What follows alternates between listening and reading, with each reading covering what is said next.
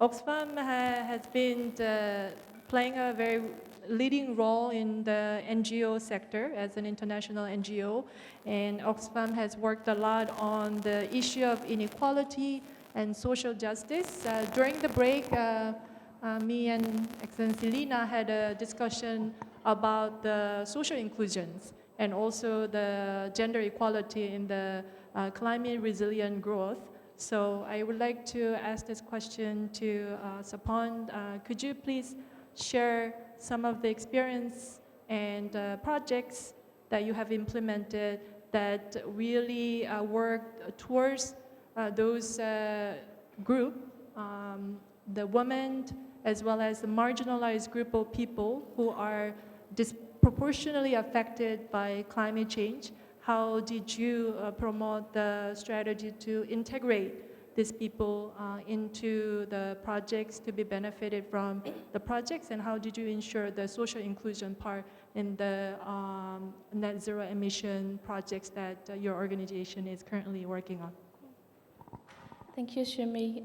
Allow me to speak in English.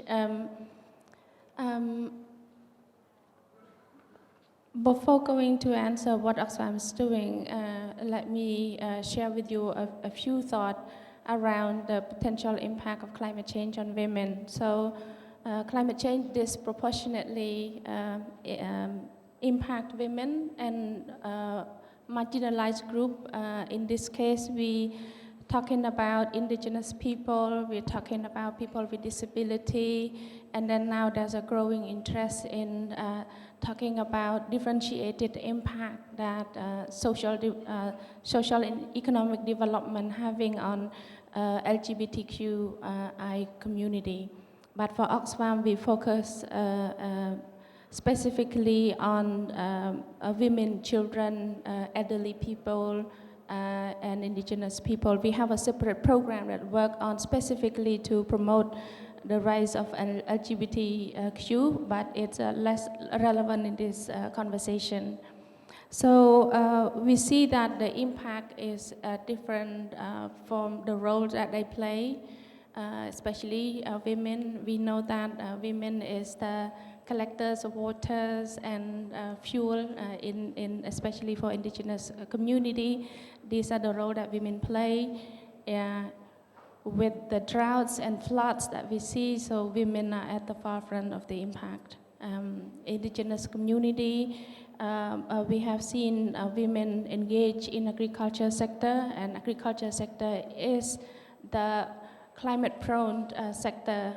Ambassador Wyatt mentioned the focus of the Australian government to support Cambodia, pick on agriculture because this is one of the climate-prone sector. And we could see that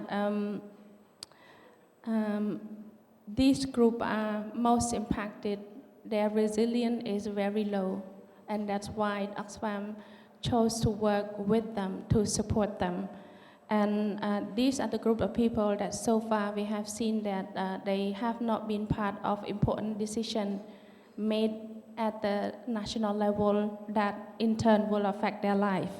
And their voice has not been heard in the process. That's why we picked to work with them. Globally, Oxfam has been engaging in a number of policy advocacy efforts in safeguarding people's life in the times of crisis. And there's also, particularly in the last 15 years, we've been advocating for investment on climate change adaptation to help impacted and marginalized and vulnerable groups to cope with the changing climates.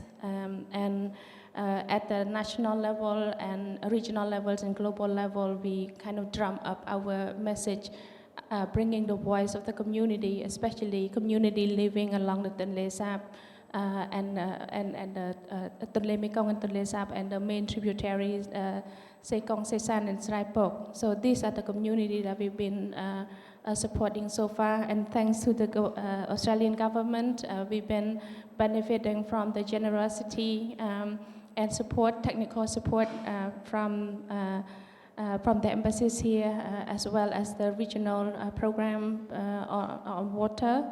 that we could implement some of the initiatives that I share with you here. So we see the importance of supporting community to adapt to climate change. So we picked 3 provinces along the Mekong, Ratnakiri, Mandalkiri, and 4 Karaches and Teng Train to support community to adapt to climate change originally. To help them adapt, they need information, yeah? They need capacity, and they need resources. So these are the 3 things that we brought to the community to help them aware the types of impact on them, how can they cope, how can they adapt, and the technology that will be needed. For example, we have multiple training courses provided to the community leaders. We have engaged especially women's leaders into our initiative. We bring in new technology recently under the climate resilient programs. We support community to adopt climate smart agriculture. We support community to breed their own rice seed that are suitable for the climate and soil condition in their locations. And at the same time, we also bring the private sector in to bring the technology.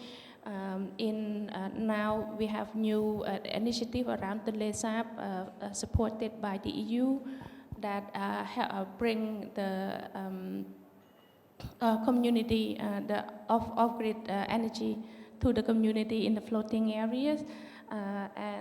In the provinces around the LESAP, we bring in Okra Solar, who is a private sector partners, to introduce the solar pump into rice production around those areas. So we have done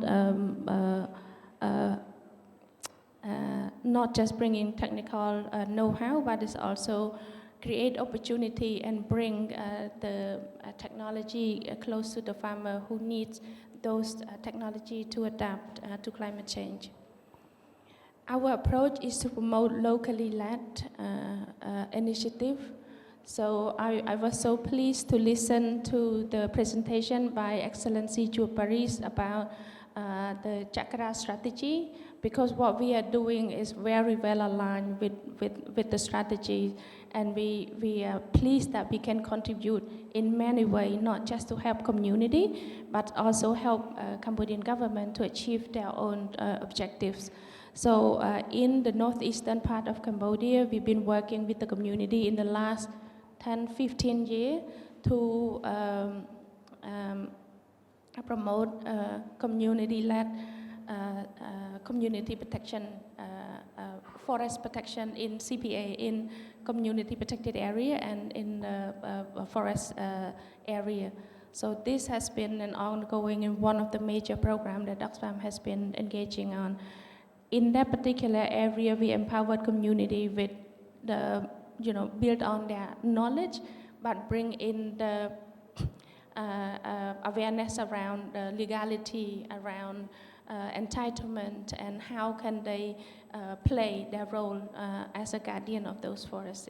And this forest, some of the area has been considered as one of the kind of last standing forests in the CPA, together with the MOE and Ministry of Agriculture, who leads this initiative. We also focus on promoting women economic empowerment through creating small businesses. We support women to diversify their income, leveraging on their local resources. For example, in the LESAP, we promote women's group to produce handicraft out of whatever resource in their community. Water hyacinth is one of the raw raw material in the local area. So women produce, make it into souvenirs and like bags and other things, so that they can earn additional income. And some of the women that we support also run CBAT, community-based ecotourism in the Lesap area. So at the national level, we've been working with the Ministry of Economies and Finance and some NGO to promote inclusive business. And in this case, we are looking at supporting aspiring women entrepreneurs to implement and expand their green businesses.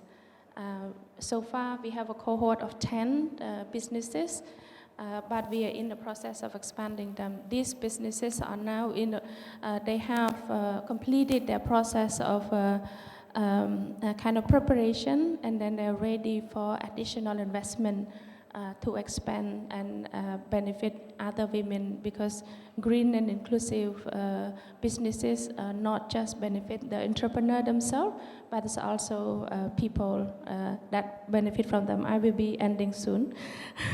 So one of the another important aspect that Oxfam has been doing is to provide energy to the community, that this energy not just for consumption but also a source of businesses for women to expand their own small businesses in Lesap.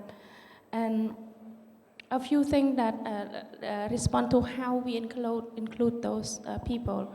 So Oxfam has been acting as an enabler for a voice to be heard. So for example, at the national level, we coordinate with the community, bringing the voice, and then this voice have been heard at important events where policies and decisions are made. So we don't pretend that we know everything, but we know that we can consult with them, we can bring them to the table so that they would be the one who raised about their concern, their challenge, so that policy can be oriented towards their own needs and addressing their vulnerability. Thank you.